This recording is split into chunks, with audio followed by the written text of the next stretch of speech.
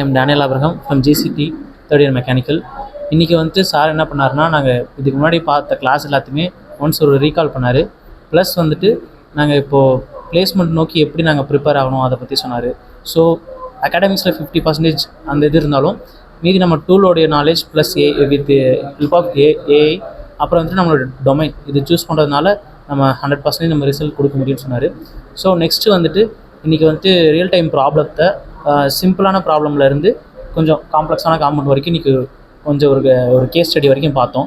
எப்படி நம்ம ஆன்சர்ஸில் இது பண்ணி மெஷ் பண்ணி அதுக்கான அனலைஸ்லாம் பண்ணுவோன்னு சொல்லிட்டு.